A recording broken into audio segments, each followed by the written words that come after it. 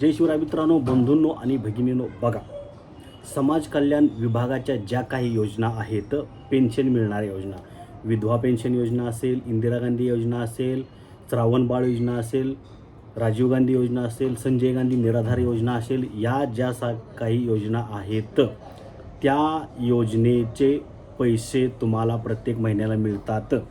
तर या योजनेसाठी तुम्हाला हयातीचा दाखला जमा करावा लागतो. तर या वर्षीचा तुम्हाला हयातीचा दाखला जमा करण्याची शेवटची मुदत तुम्हाला माहीत आहे का? नसेल तर मी तुम्हाला सांगतो, जून अखेरपर्यंत तुम्हाला हयातीचा दाखला जमा करायचा आहे.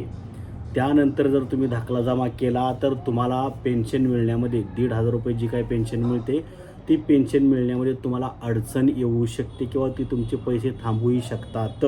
आणि नंतर परत ते सुरू करण्यासाठी तुम्हाला फार खाटाटोप वेळ करावा लागेल.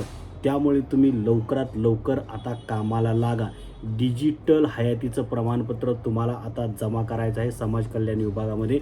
यापूर्वी जिथं तुम्ही जमा केलं होतं तिथं तुम्हाला जमा करायचं आहे. हयातीचा दाखला तुम्ही आता मोबाईलवर सुद्धा काढू शकता, तुमच्या घरच्या घरी बसल्या बसल्या, घर बसल्या.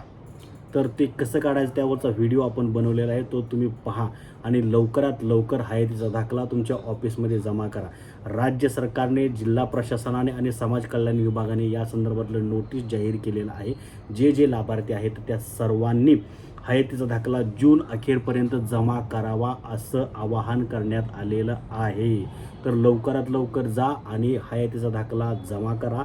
या योजनेमध्ये लाभार्थ्यांना महिन्याला 1,500 रुपये मिळतात, तर दिव्यांग लाभार्थ्यांना 2,500 रुपये मिळतात.